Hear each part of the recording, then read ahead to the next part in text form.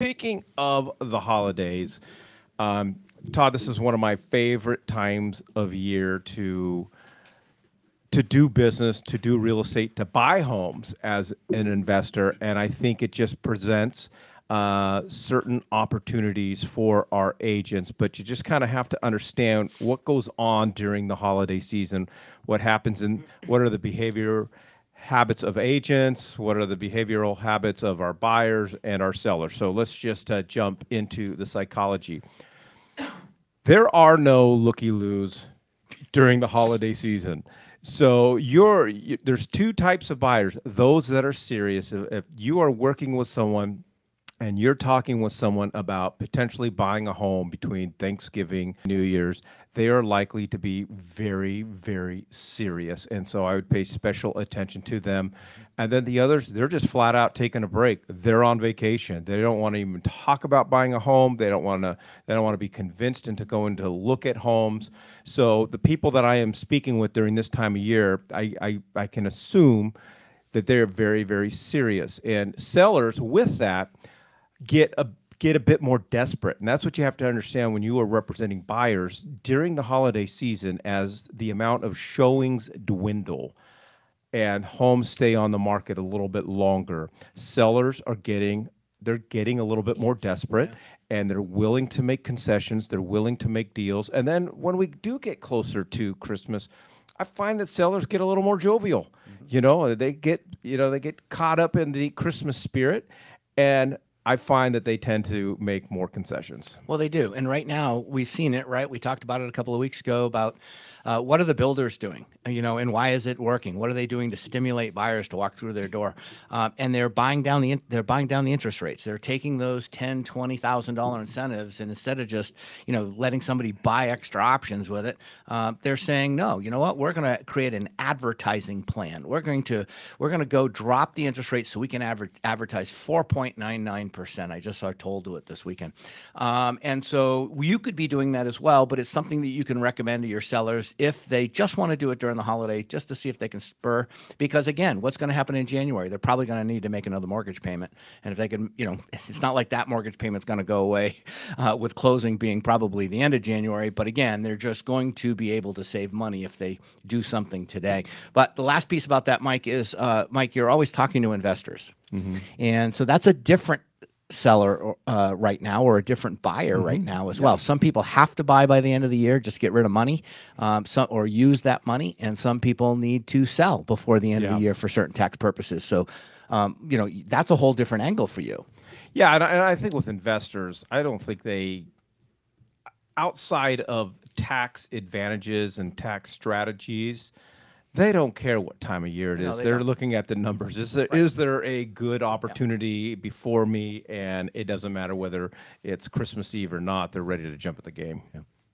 I would just say kind of what you talked about. The people that are actually talking about buying and selling right now are going to be a little more serious than those that we're talking about in the summertime. So if you've got someone who's actually willing to get in a car and a seller that's actually ready to go do open houses in their property over the holidays, they're actually trying to get something moved before the first. All right. So then agents who are off for the season. Boo. This is where great advertising positions open up. I get it.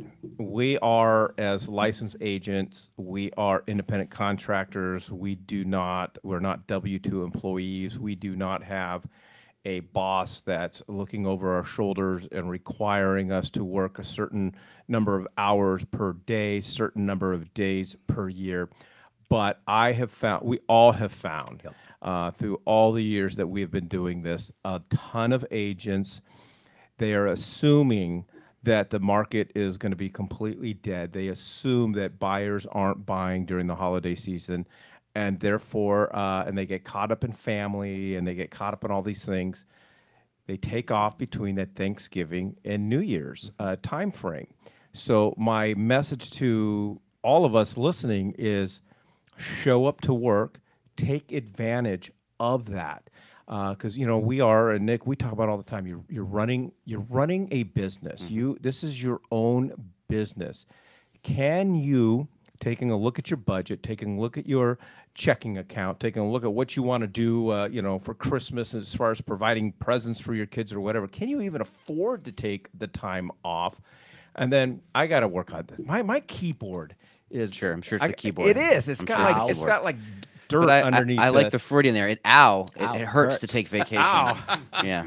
Yeah, that's So- exactly what I was saying. So ask yourself the question: how much, if you were a W-2 employee, how much vacation time have you earned?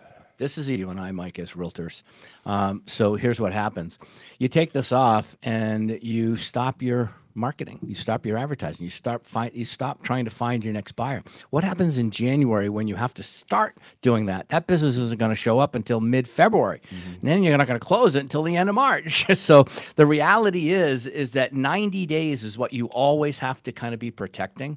And if you need to maintain something. If you don't want to be in a car driving around during the holidays, I'm not going to tell you have to be in your car. You do need to be in your car driving around during the holidays with clients in your car. But the point that I'm trying to make is that this is a good time.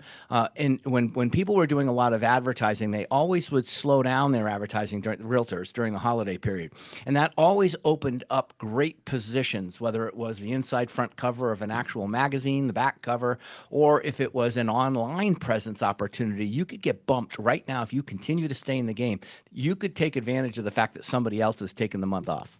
100%. Mike, your business partner, Ryan Gertis, made a comment with the lawsuits coming down. He talked about things like this that change the industry present opportunity. When the season comes up and when the holidays hit, it opens up opportunities for those agents that aren't going to take a break.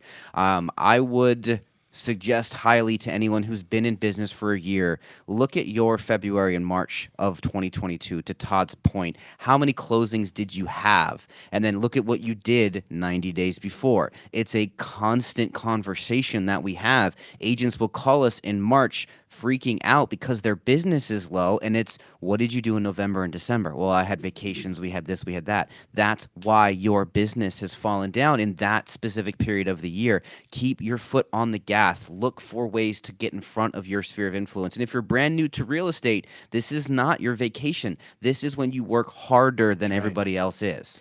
You know, my wife runs a business, and a very successful business, I might add. But she doesn't have to take calls on the weekends. She doesn't have to take calls in the evenings.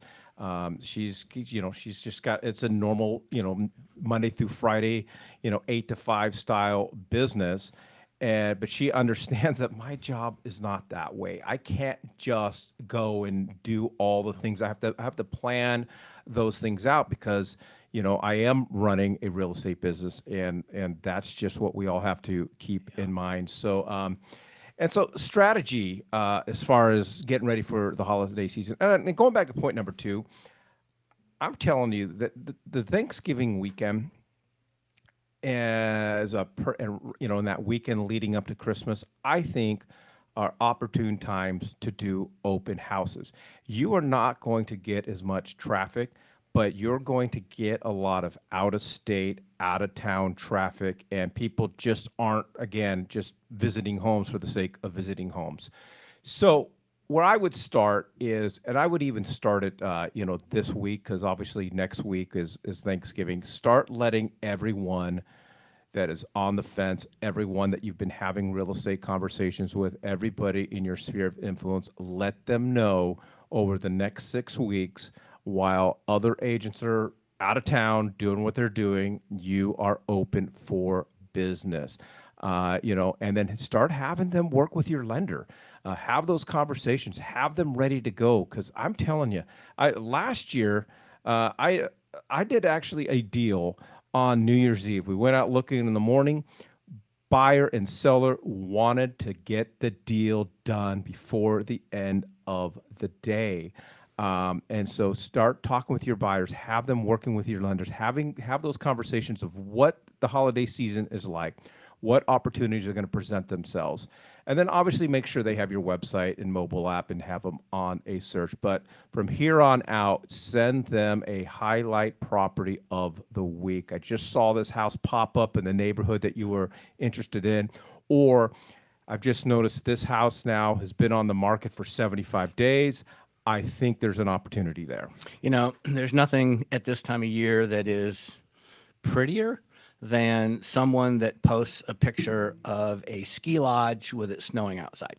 You know, that virgin first year snowfall, first of the year fall, you know, the crackling fireplace. I mean, it just feeds right into that holiday spirit. But a lot of those people are coming to Arizona for the holiday. And those people are escaping the snow because they know what it's like to live in it.